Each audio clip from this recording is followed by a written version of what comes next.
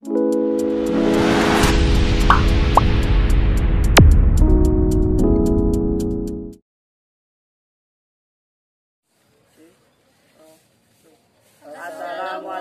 warahmatullahi wabarakatuh.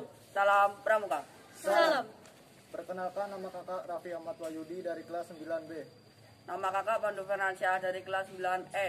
Nama kakak Family Kurniasari dari kelas 9C. Nama kakak Amanda Nurmaini dari kelas 9B.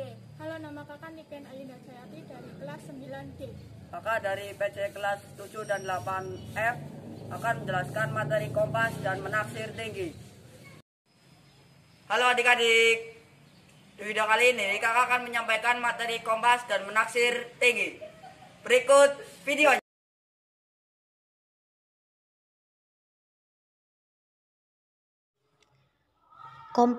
Kompas adalah alat navigasi untuk menetapkan arah mata angin.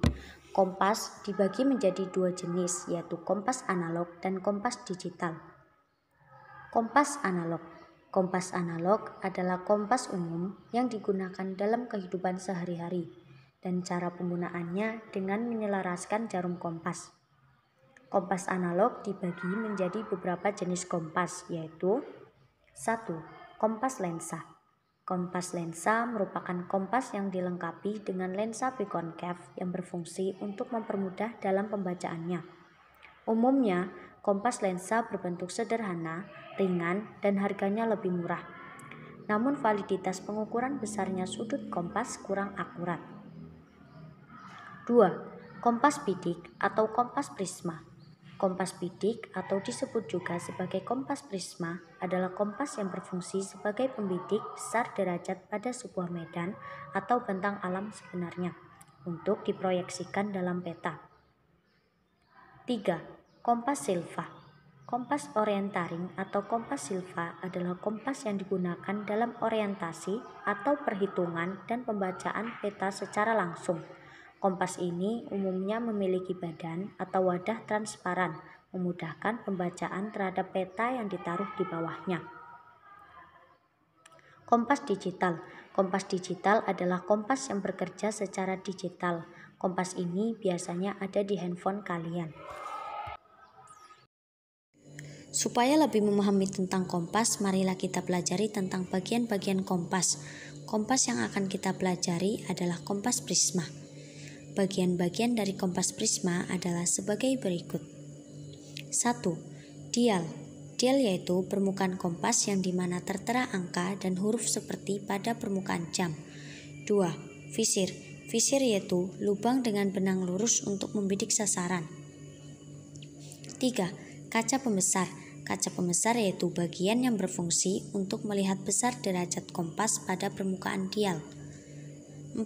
Jarum penunjuk. Jarum penunjuk yaitu bagian yang berfungsi untuk menunjukkan arah lokasi magnet bumi. 5. Tutup dial.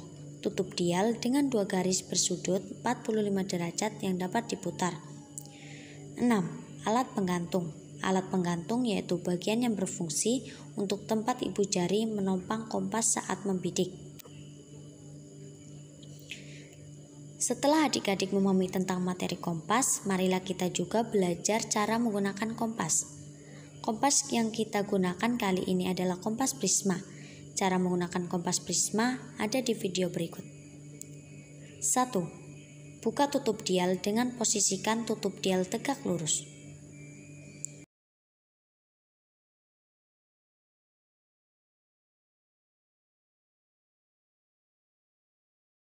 2. Pegang kompas dengan cara memasukkan ibu jari ke dalam alat penggantung. 3. Dekatkan kompas ke depan mata.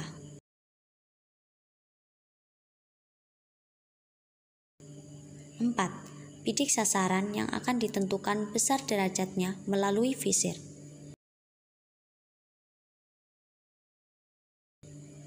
5. Jika sudah terbidik, intai besar derajat yang ada di permukaan dial menggunakan kaca pembesar.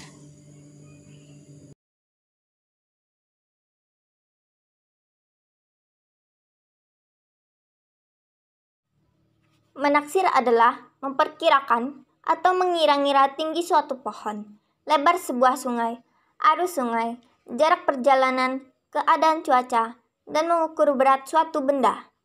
Menaksir dibagi menjadi beberapa jenis, yaitu menaksir tinggi pohon, lebar sungai, laju arus sungai, jarak perjalanan, keadaan cuaca, dan mengukur berat suatu benda.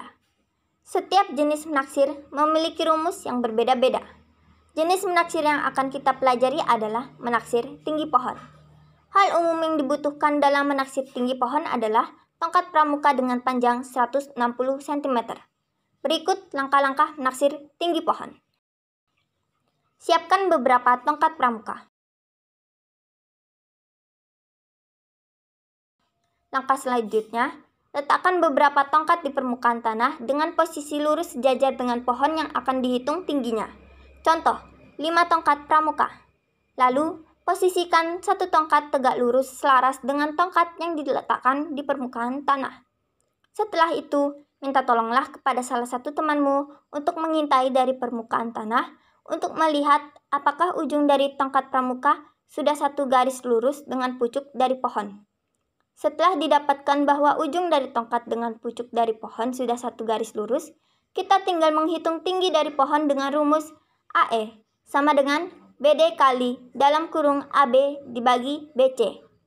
AE sama dengan 160 kali dalam kurung 800 dibagi 160.